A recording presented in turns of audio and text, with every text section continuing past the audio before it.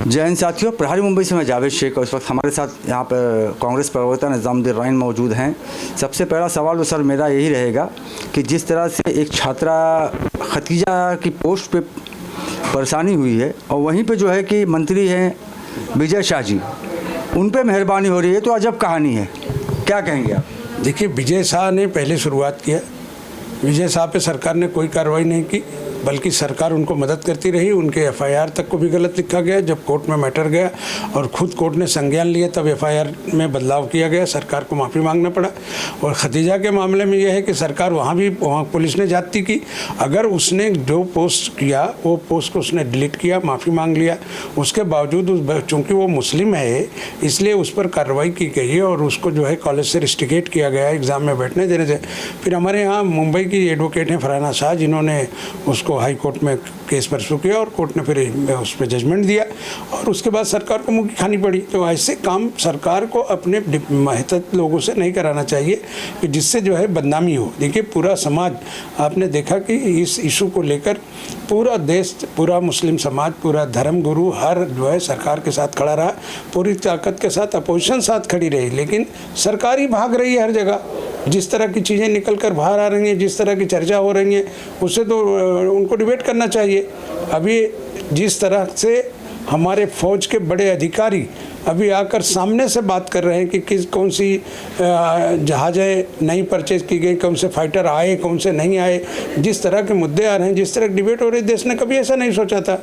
और ये तो एक नफ़रत पैदा करने का काम करने के लिए बीजेपी का एक तबका है जो यही काम करता है।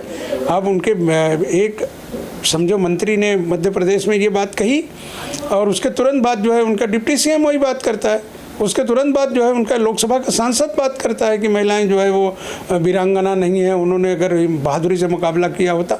और उसके बाद फिर उनके दूसरे आमदार बात कर रहे हैं कि हमारे जो जगहों पर जहां अटैक हुआ या जो कुछ बातें हुई थी उसमें हमारे लोग सो गए। तो ये जिस तरह की बातें कर रहे हैं, सवाल तो सर ये उठता है कि आखिर इन पर कार्रवाई क्यों नहीं हो रही है?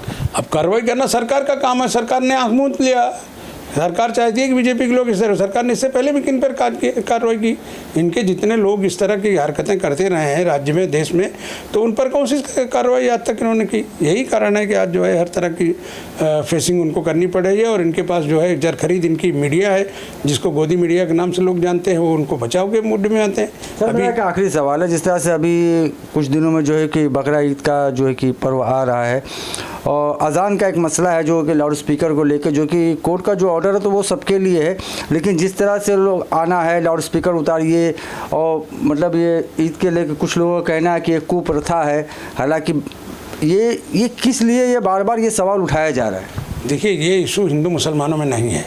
बीजेपी के एक नेता जो ये सब ड्रामेबाजी कर रहा है, उसका राजनीतिक ज़मीन ख़त्म हो चुकी है और उसको ज़मीन तलाशने के लिए हिंदू मुस्लिम का सहारा लेना पड़ रहा है।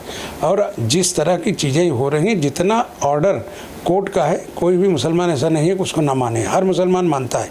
अब अगर आप ज़बरदस्ती करेंगे और आप खुद घुसेंगे, आप कौन है? सरकार का काम है, पुलिस का काम है, और पुलिस को जबरन दबाव डलवा कर ट्रस्टियों को बुलाना, परेशान करना। पिछले दिनों हम इशू को लेकर हमारे लीडरों के साथ हमारी जो मुंबई कांग्रेस के अध्यक्ष है, हम सब लोगों ने मुंबई के पुलिस कमिश्नर को मिले, राज्य सरकार को भी मिले, आज एक टीम गई है हमारी। तो ये चीज़ें जो है जानबूझकर जो है सिर्फ हो रही हैं क्योंकि सरकार के जो आदेश हैं वो सबके लिए होते हैं, तो सरकार की जवाबदारी सब जगहों पर जाए।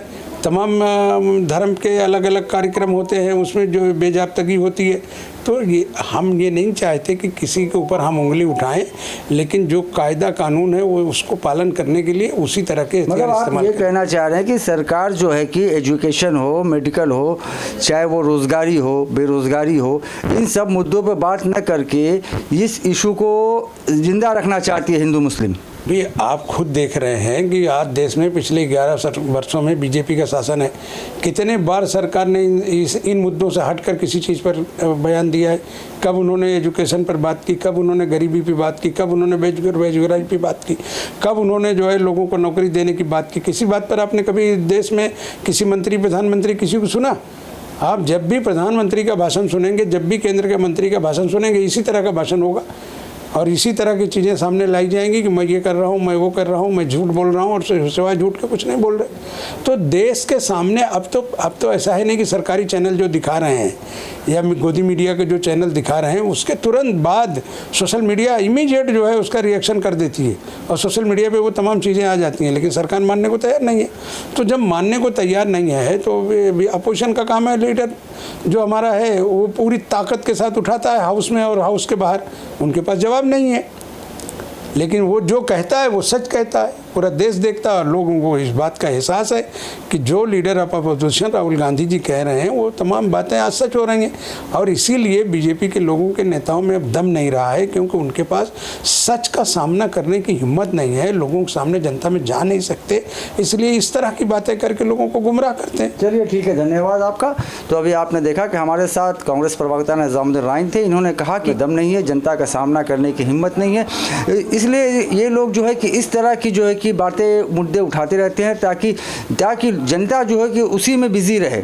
सहयोगी समीर शेख के साथ मैं जावेद शेख, प्रहारी मुंबई से।